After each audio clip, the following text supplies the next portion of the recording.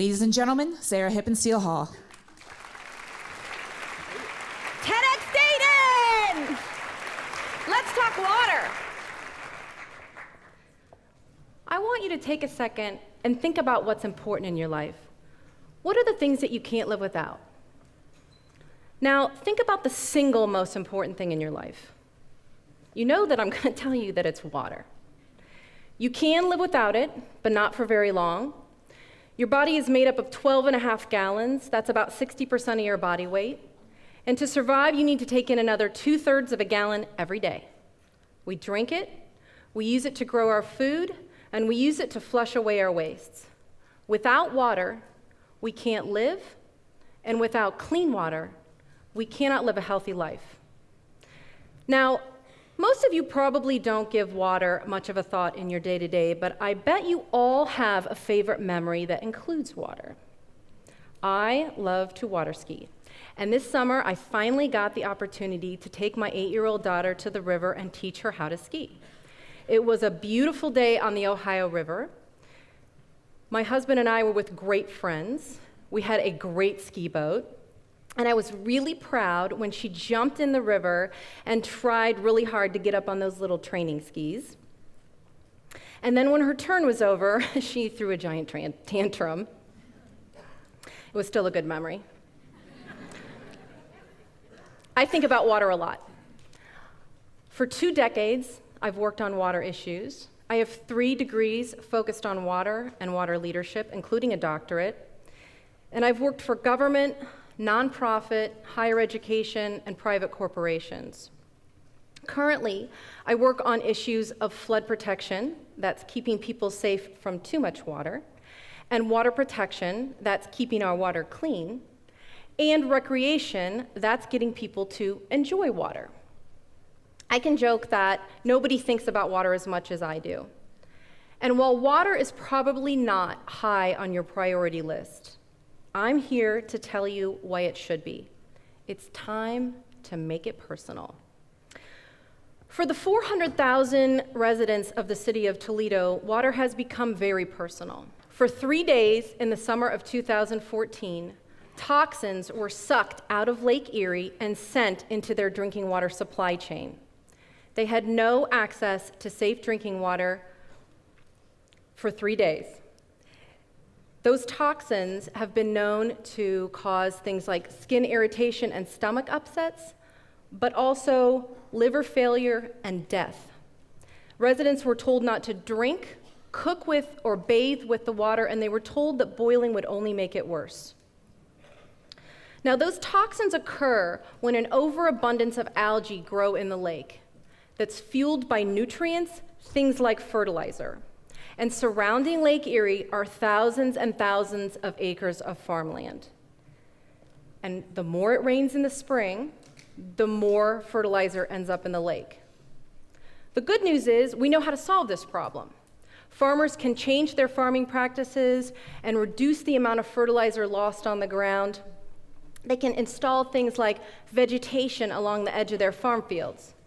But changing farming practices is expensive, and it's estimated that to make a difference in the lake, it will take an investment in subsidies to pay farmers to put practices on the ground over $300 million a year. Now, another option to dealing with this issue is that the city of Toledo could do a technology upgrade at their drinking water treatment plant. That's going to cost approximately $350 million. But that's not going to solve the problem in the lake. That's only going to clean the water after it gets out of the lake. A third proposal is by an expert economist who says that a simple tax on fertilizer could reduce the amount of fertilizer applied to the land and result in less running off the land and only cost $27 million. Now, regardless of which solution they choose, it has to improve the lake, it has to solve the real problem, and it has to be cost-effective to our communities. Now, some of you are probably thinking, well, I don't worry about my tap water because I only drink bottled water. Do you know where bottled water comes from?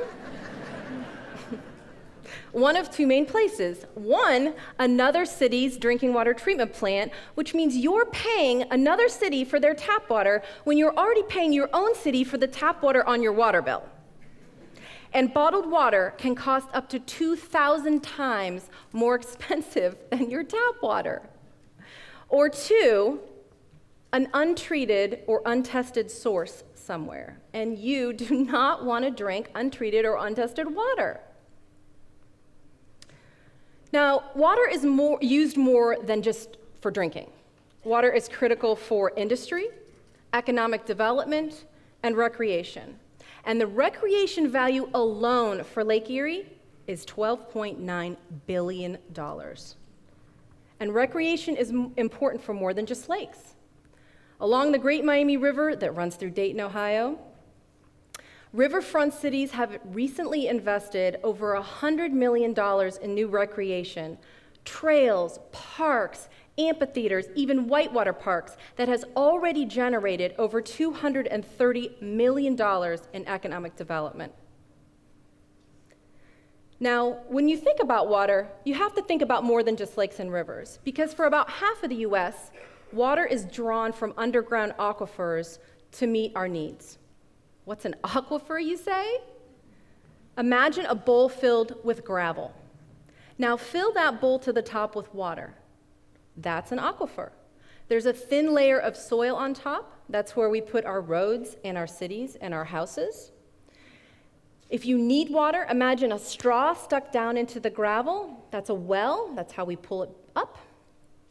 And when rain falls on the ground, it fills that bowl back up and puts the water where we need it. It's easy to take water for granted. It might be the way that we learned about water in school, that water goes from a gas to a solid to a liquid. What we didn't learn is that when we put parking lots on the land, the rain can't get through the ground and back into the aquifer to replenish it. The good news is there are smart engineering designs out there that can help developers both protect the water and develop the land. They can install things like parking lots that have porous concrete that water can flow through. Now, we also need that water to be clean. What if pollution were poured on that bowl? What if we allowed factories to build on top of our aquifer? What if they stored chemicals there? And what if there was an accident? It has happened and it doesn't need to. We know what to do to keep our water clean, but we're not making it a priority. The average US family spends twice as much on their cable bill than they do on their water bill. And I'm sorry, but cable is optional. No, really. Water is not. And what are the presidential candidates talking about? I'm not really sure, actually. But I know they're not talking about water. It doesn't matter if you're a liberal or a conservative or somewhere in between, we all need clean water to survive. Why doesn't water get more attention until there is a crisis? Because you turn on the tap. It's easy to get, voila, cheap water. But water crises don't come cheap. And unless you've been living under a rock lately, you know that California, where a majority of our food is grown, is ravaged by drought. The economic impact of the drought is anticipated to be $3 billion in 2015. And don't even get me started about what this drought is going to do to the price of wine. Now we're talking personal.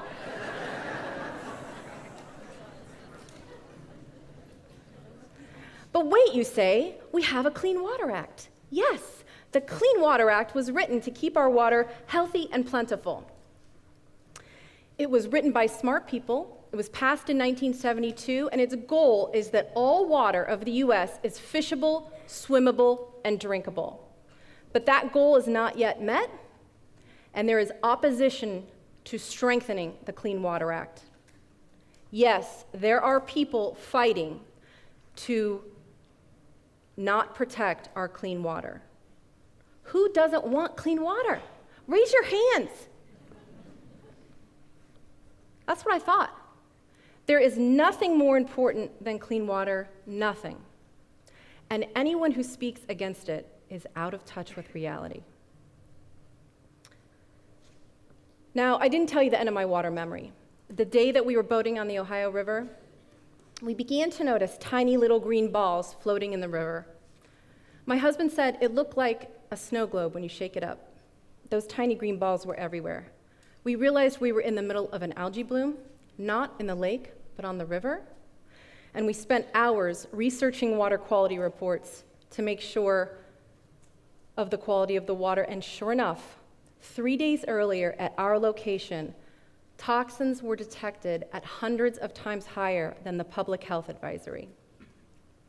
We spent days worrying that we might develop symptoms for things like liver failure. Fortunately, we did not. Unfortunately, the algae kept growing, and by the end of September, over 600 miles of the Ohio River were covered in algae and testing positive for toxins. It's time you make water personal. Think about life without water. No morning shower, no morning coffee, no safe drinking water. Try living without water for a day or even half a day. We need to make water a priority in our lives and in our communities. 46% of US lakes and 43% of US rivers are polluted and unsafe for swimming and fishing. 43% of the US is under drought conditions, and 1 in 5 children who die under the age of 5 each year do so from exposure to polluted water. And by 2025, 3.5 billion people around the globe will be facing water shortages. If we're lucky, we won't be among them, but we can't use luck. We need to take action. And I'm not asking you to be a water expert. I just need you to be a water advocate.